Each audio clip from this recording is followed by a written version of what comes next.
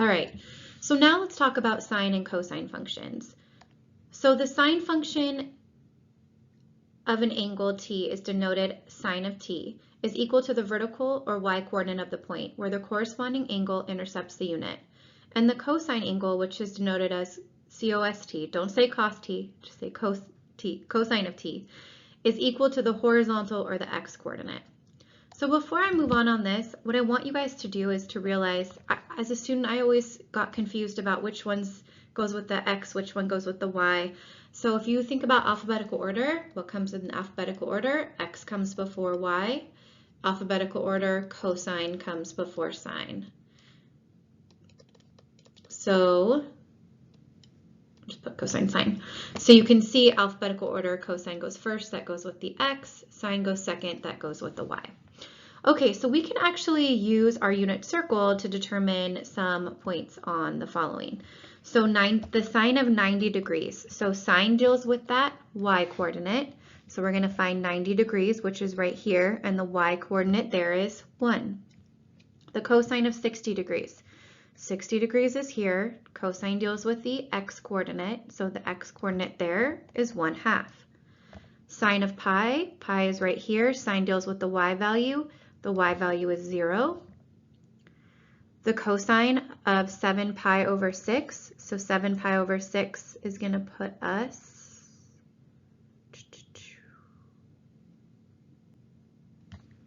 not on here. So 7, oh, right here. I was like, I know I have it. So cosine again deals with the x value, so that x value is negative root 3 over 2.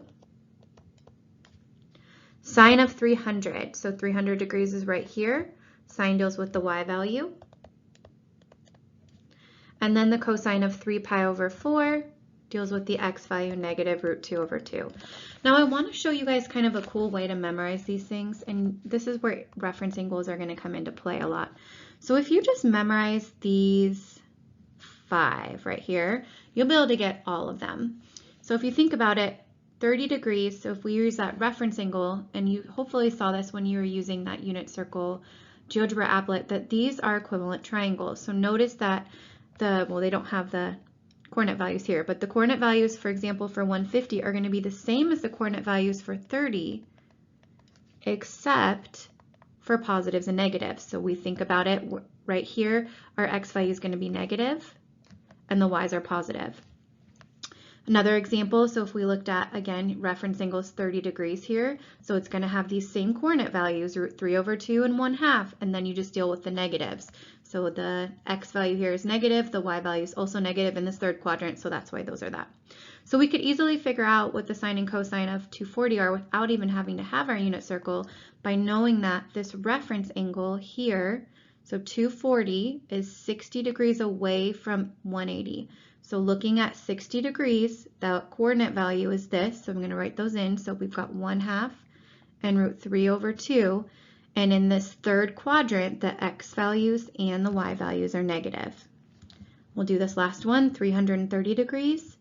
So that's that reference angle, we're 30 degrees away from 360.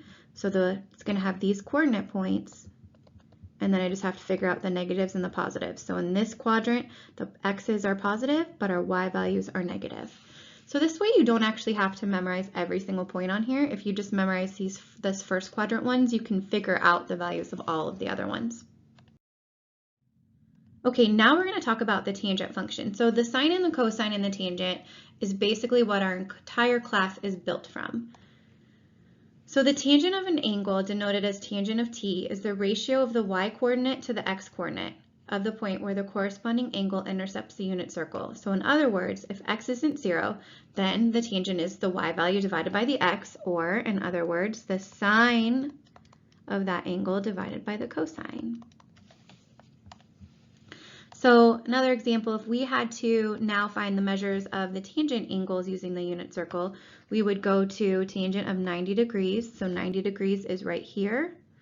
So that's going to be the y divided by x. So the y value is 1, the x value is 0, so that's undefined. The tangent of 60 degrees. So here's that. So 60 degrees, the y value is root 3 over 2, the x value is 1/2. dividing fractions, you multiply by their reciprocal, and we end up getting root 3. Tangent of pi. So pi is right here. So again, the y divided by the x, which gives us 0. 7 pi over 6 is right here. So that's going to be taking negative root 3 over 2 and dividing it by negative 1/2. Again, same thing as multiplying by the reciprocal of the denominator. So negatives cancel out, 2, so I get positive root 3. Tangent of 300, we're right here. So that's going to be negative root 3 over 2 divided by 1/2, which gives me negative root 3 over 2 times 2 over 1, which becomes negative root 3. And then the tangent of 3 pi over 4, which is right here. So that's going to be y value, which is root 2 over 2, divided by the x value, which is negative root 2 over 2, which is going to give me negative 1. So there's 3 remaining trig functions that we need to introduce. So one is the cosecant. So the cosecant, and this is how we denote it, don't say ksk, call it cosecant, is the reciprocal of the sine function. So in other words, it's 1 over the y value, which is the same thing as 1 over the sine function. The secant, which is denoted as this, again, don't say sec t, say secant of t, is the reciprocal of the cosine function. So that's 1 over the cosine of t. Now it's kind of weird because you would think the cosecant would go with cosine, like doesn't that kind of make sense? But they don't. So you just have to remember it's the opposite. So cosecant is the reciprocal of sine and secant is the reciprocal of cosine. And then this one makes sense. The cotangent, which is denoted as this, is the reciprocal of the tangent function. So instead of doing y over x, it's x over y. So that's the same thing as 1 over the tangent of x, or the cosine of t, cosine of t over the sine of t. So let's look at another example. So let t be a real number and let p be a point on the unit circle. Now notice this says unit circle, and that's going to come in handy in a little bit. You're going to always want to pay attention to that. So our x value is this and our y value is this. So sine we know is the y value, so that means the sine is 3 over 5. The cosine is the x value, which is 4 over 5. The tangent we denote it as y over x, so that's going to be 3 over 5 divided by 4 over 5, which is 3 over 5 times 5 over 4, which becomes 3 over 4. The cosecant, so cosecant is the reciprocal of the sine function. So if I find the reciprocal of 3/5, that's going to be 5 over 3. The secant is the reciprocal of the cosine function. So the reciprocal of the cosine function, instead of it being 4 over 5, it's 5 over 4. And then the cotangent is the reciprocal of the tangent function. So instead of it being 3 over 4, it's going to be 4 over 3. So what I want you to do in this point is I want you to actually pause the video and take your unit circle and complete this following table. When you're done, unpause the video, and I'm going to show you guys a way that you can create this table really quickly.